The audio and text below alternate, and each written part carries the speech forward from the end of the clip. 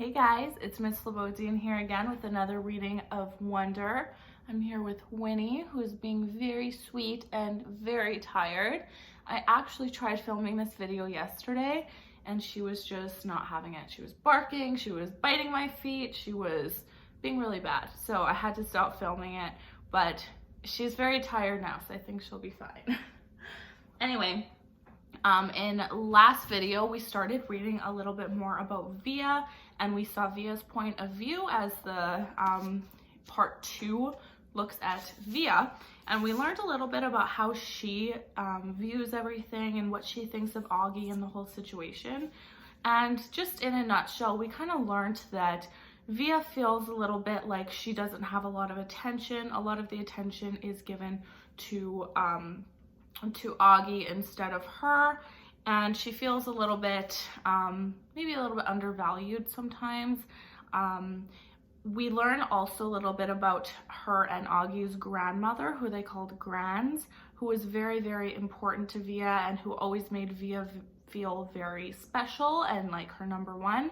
But we did find out that Grans did pass away, which was very hard on Via, of course, just because it's her grandmother, but also because she had always like seen Via as number one, because often Augie is seen as number one in everyone else's eyes. So she made it really an important thing to see Via as number one. So it was really hard on Via.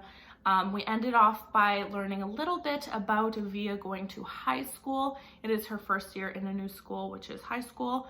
And we haven't learned much more about that, but we will in this video. So we are going to be starting on page 93, and it is titled Major Tom.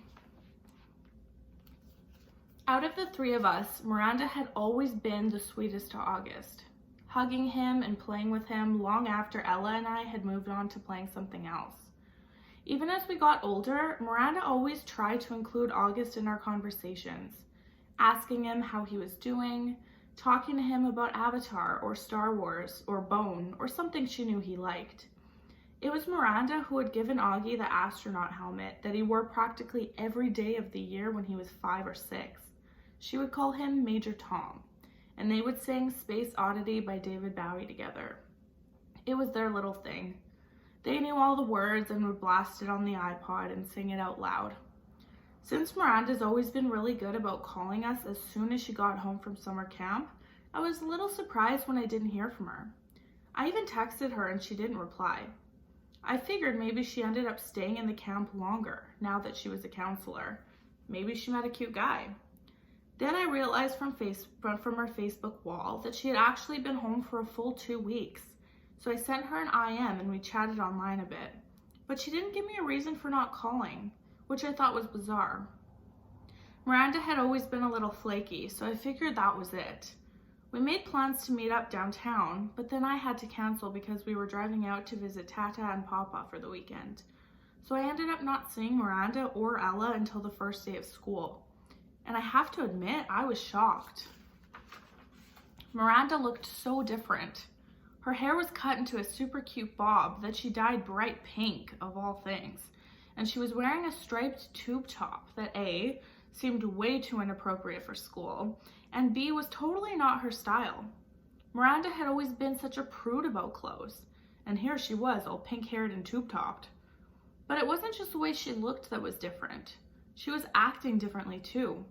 I can't say she wasn't nice, because she was, but she seemed kind of distant, like I was a casual friend. It was the weirdest thing in the world. At lunch, all three of us sat together like we always used to, but the dynamics had shifted. It was obvious to me that Ella and Miranda had gotten together a few times during the summer without me, though they never actually said it. I pretended not to be upset at all while we talked, though I could feel my face getting hot, my smile being fake. Although Ella wasn't over the top like Miranda, I did notice a change in her style too. It was like they had talked to each other beforehand about redoing their image at the new school, but hadn't bothered to clue me in. I admit, I had always thought I was above this kind of typical teenage pettiness, but I felt a lump in my throat throughout lunch. My voice quivered as I said, "See you later," when the bell rang. So can you make any connections to Via or Miranda or any of the girls in this chapter? I think this is definitely a common thing that does happen when you switch schools. Sometimes you get new friends, stuff like that. So can you make any connections here? You could just think about it to yourself.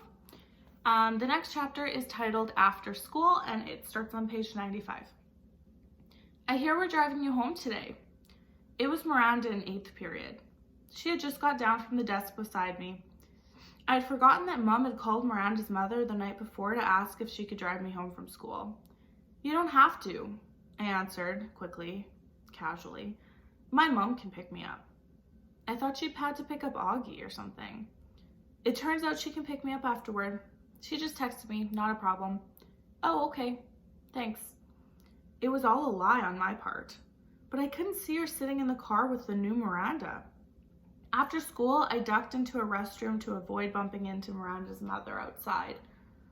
Half an hour later, I walked out of the school, ran the 3 blocks to the bus stop, hopped on the M86 to Central Park West, and took the subway home. Hey there, sweetie, Mom said the moment I stepped through the door. How was your first day?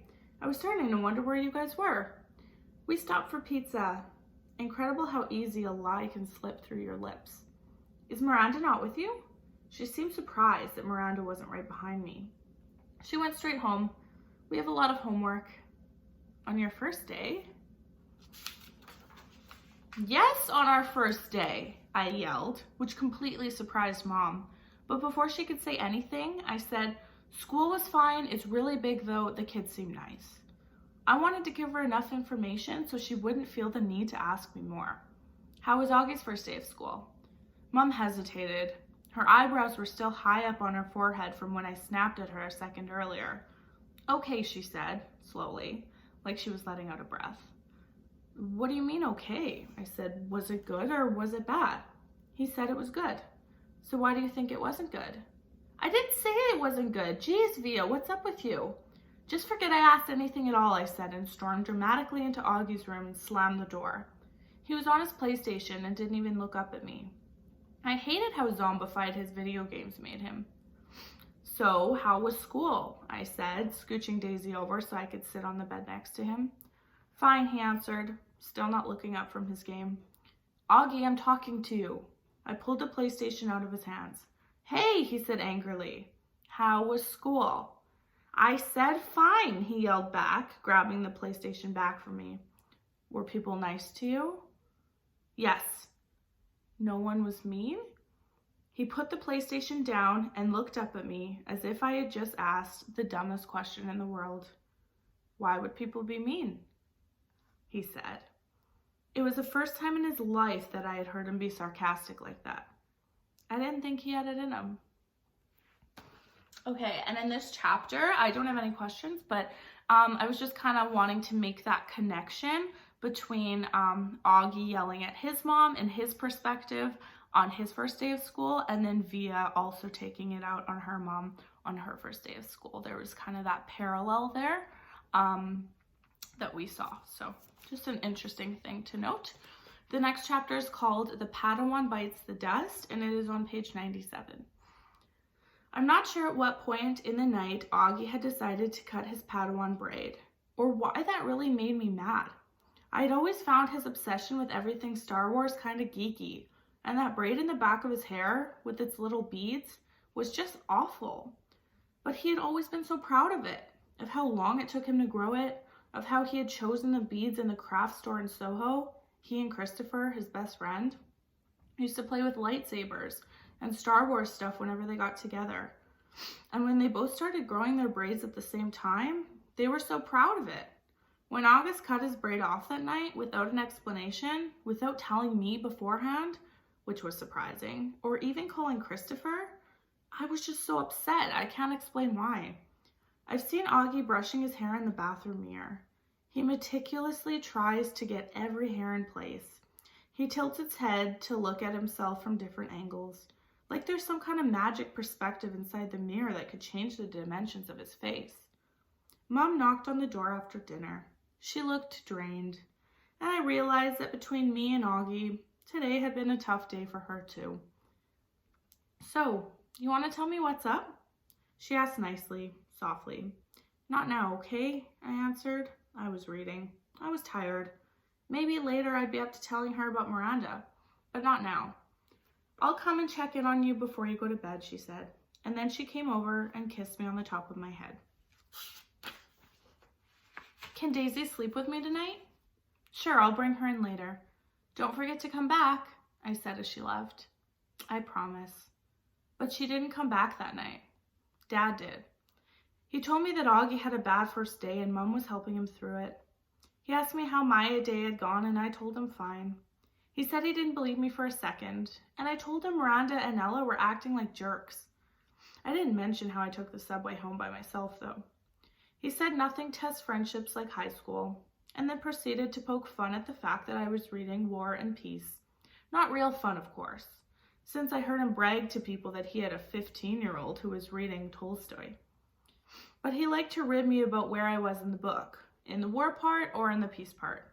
And if there was anything in there about Napoleon's days as a hip-hop dancer, it was silly stuff. But Dad always managed to make everyone laugh. And sometimes that's all you need to feel better. Don't be mad at Mom, he said, as he bent down to give me a goodnight kiss. You know how much she worries about Augie. I know, I acknowledged. Want the light off or no? It's getting kind of late, he said, pausing by the light switch at the door. Can you bring Daisy in first? 2 seconds later, he came back with Daisy dangling in his arms. He laid her down on the bed next to me. Good night, sweetheart, he said, kissing my forehead. He kissed Daisy on her forehead, too. Good night, girlie. Sweet dreams. Okay, so in that chapter, why do you think Via is so upset about Augie's braid? Even though she admits that she thought it was kind of silly anyway, why is she so upset about it? Why does she get so angry? And then the other question is, why doesn't Via's mom come back? Why, like, yes, she has to see Augie, but why doesn't she just poke her head in and come back for Via? Did she forget? Did she not think it was as important? Why didn't she come back? Even though she promised. And the next chapter is a very short one. It's basically like half a page only, and it's called An Apparition at the Door, and it starts on page 99. Once I got up in the middle of the night because I was thirsty, and I saw Mom standing outside Augie's room. Her hand was on the doorknob, her forehead leaning on the door, which was ajar. She wasn't going in his room or stepping out, just standing right outside the door, as if she was listening to the sound of his breathing as he slept. The hallway lights were out. The only thing illuminating was the blue nightlight in August's room. She looked ghost-like standing there, or maybe I should say angelic. I tried to walk back into my room without disturbing her, but she heard me and walked over to me. Is Augie okay? I asked. I knew that sometimes he would wake up choking on his own saliva if he accidentally turned over on his back. He's fine, she said, wrapping her arms around me. She walked me back to my room, pulled the covers over me, and kissed me goodnight. She never explained what she was doing outside his door, and I never asked. I wonder how many nights she stood outside his door. And I wonder if she's ever stood out my door like that. Okay, so that was that chapter, very, very short.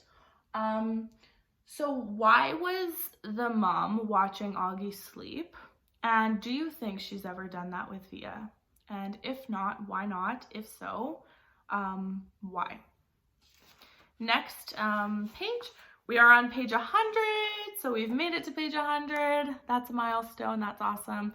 And it is a new chapter called Breakfast. Can you pick me up from school today? I said the next morning, smearing some cream cheese on my bagel. Mom was making August lunch. American cheese on whole wheat bread, soft enough for Augie to eat, while August sat eating oatmeal at the table. Dad was getting ready to go to work. Now that I was in high school, the new school routine was going to be that Dad and I would take the subway together in the morning, which meant he having to leave 15 minutes earlier than usual. Then I'd get off at my stop and he'd keep going. And Mom was going to pick me up after school in the car. I was going to call Miranda's mom to see if she can drive you home again, Mom answered. No, Mom, I said quickly. You pick me up or I'll take the subway. You know I don't want you taking the subway by yourself, she answered. Mom, I'm 15. Everyone my age takes the subway by themselves. She can take the subway home, said Dad from the other room, adjusting his tie as he stepped into the kitchen. Why can't Miranda's mother just pick her up again? Mom argued with him. She's old enough to take the subway by herself, Dad insisted. Mom looked at both of us. Is something going on? She didn't address her question to either of us in particular. You would know if you had come back to check on me, I said spitefully. Like you said you would. Oh God, Via, said Mom, remembering now that she had completely ditched me last night. She put down the knife she was using to cut Augie's grapes in half. Still a choking hazard for him because of the size of his palate. I'm so sorry. I fell asleep in Augie's room. By the time I woke up, I know. I nodded indifferently. Mom came over, put her hands on my cheeks, and lifted her face to mine. I'm really, really sorry, she whispered. I could tell she was. It's okay, I said. Via, Mom, it's okay. This time I meant it. She looked so genuinely sorry, I wanted to let her off the hook. She kissed and hugged me, then returned to the grapes. So is there something going on with Miranda? She asked. Just that she's acting like a complete jerk, I said. Miranda's not a jerk, Augie quickly chimed in. She can be, I yelled. Believe me. Okay then, I'll pick you up. No problem, Mom said decisively, sweeping the half grapes into a snack bag with the side of her knife. That was the plan all along anyway. I'll pick Augie up from school in the car, and then we'll pick you up. We'll probably get there about 3:45. No, I said firmly before she even finished. Isabel, she can take the subway, said Dad impatiently. She's a big girl now. She's reading War and Peace, for crying out loud. What does War and Peace have to do with this anything? Anyway, Mom answered, clearly annoyed. It means you don't have to pick her up in the car like she's a little girl, he said sternly. Via, are you ready? Get your bag and let's go. I'm ready, I said, putting on my backpack. Bye, Mom. Bye, Augie. I kissed them both quickly on the head and headed out to the door. Do you even have a Metro card? Mom said after me. Of course she has a Metro card, Dad answered, fully exacerbated. Sheesh, Mom. Stop worrying so much. Bye, he said, kissing her on the cheek. Bye, big boy, he said to August, kissing him on the forehead. I'm proud of you. Have a good day. Bye, Daddy, you too. Dad and I jogged down the stairs and headed toward the block. Call me after school before you get on the subway, Mom yelled at me from out the door. I didn't even turn around, but I waved my hand so she knew I heard her. Dad did turn around, walking backwards for a few seconds. War and peace, Isabel, he cried out, smiling as he pointed to me. War and peace. Okay, the next chapter I'm going to read is on page 103, and it is called Genetics 101. Both sides of Dad's family were Jews from Russia and Poland. Papa's grandparents fled the pogroms and ended up in NYC at the turn of the century. Tata's parents fled the Nazis and ended up in Argentina in the 40s. Papa and Tata met at the dance at the Lower East Side when she was in town visiting a cousin. They got married, moved to Bayside, and had Dad and Uncle Ben. Mom's side of her family was from Brazil, except for her mother, my beautiful grands, and her dad, Augusto, who died before I was born. The rest of Mom's family, all her glamorous aunts, uncles, and cousins, still lived in Alto Leblon, a ritzy suburb south of Rio. Grands and Augusto moved to Boston in the early 60s and had Mom and Aunt Kate, who married Uncle Porter. Mom and Dad met at Brown University and have been together ever since. Isabel and Nate, like two peas in a pod. They moved to New York right after college, had me a few years later, then moved to a brick townhouse in North River Heights, the hippie stroller capital of the upper Manhattan, when I was about a year old. Not one person in the exotic mix of my family gene pool had ever shown any obvious signs of having what August has. I pored over grainy sepia pictures of long dead relatives in babushkas, black and white snapshots of distant cousins in crisp white linen suits, soldiers in uniforms, ladies with beehive hairdos, Polaroids of bell-bottom teenagers and long-haired hippies, and not once have I ever been able to detect even the slightest trace of August's face in their faces. Not a one. But after August was born, my parents underwent genetic counseling. They were told that what August had seemed to be a previously unknown type of mandibulofacial dysostosis caused by an autosomal recessive mutation in the TCOF1 gene, which is located on chromosome 5, complicated by a hemifacial microsomia characteristic of OAV spectrum. That's a tongue twister. Sometimes these mutations occur during pregnancy. Sometimes they're inherited from one parent carrying the dominant gene. Sometimes they're caused by an interaction of many genes, possibly in combination with environmental factors. This is called multifactorial inheritance. In August's case, the doctors were able to identify one of the single nucleotide delegation mutations that made war on his face. The weird thing is, though, you'd have to know it from looking at them, both my parents carry the mutant gene, and I carry it too. Okay, the next chapter is called the Punnett square, and it starts on page 105. If I have children, there's a 1 in 2 chance that I will pass on the defective gene to them. That doesn't mean they'll look like August, but they'll carry the gene that got double dosed in August and helped make him the way he is. If I marry someone who has the same defective gene, there's a 1 in 2 chance that our kids will carry the gene and look totally normal. A 1 in 4 chance that our kids will not carry the gene at all, and a 1 in 4 chance that our kids will look like August. If August has children with someone who doesn't have the trace of the gene, there's a 100% probability that their kids will inherit the gene, but a 0% chance that their kids will have a double dose of it, like August, which means they'll carry the gene no matter what, but they could look totally normal. If you marry someone who has the gene, the kids will have the same odds as my kids. Interesting. This only explains the part of August that's explainable. There's the other part of his genetic makeup that's not inherited, but just completely bad luck. Countless doctors had drawn little tic-tac-toe grids for my parents over the years to try to explain the genetic lottery to them. Geneticists use the Punnett square to determine inheritance, recessive and dominant genes, probabilities, and chance. But for all they know, there's more they don't know. They can try to forecast the odds, but they can't guarantee them. They use terms like germline moassicism, chromosome rearrangement, or delayed mutation to explain why their science is not an exact science. I actually like how doctors talk.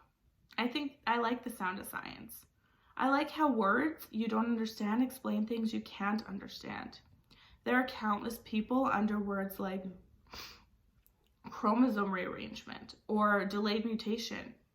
Countless babies who will never be born, like mine. Okay, that was the end of that chapter. That one had some tough words in it, like the other one. So let's just unpack this quote for a second because I think it's really important. Countless babies who will never be born, like mine. What does Via mean in that quote? Countless babies that will never be born, like mine. I think that's a really powerful quote. So comment down below if you have an account, and you can comment what you think that means, because I do think it's really important. That's all I'm going to do for this video today, because we're getting to about the 25-minute mark. I hope you're enjoying it so far, and I hope you have a great rest of your day. Winnie is dead asleep. She's very, very tired. And I hope you have a great rest of your day. Stay safe, stay healthy.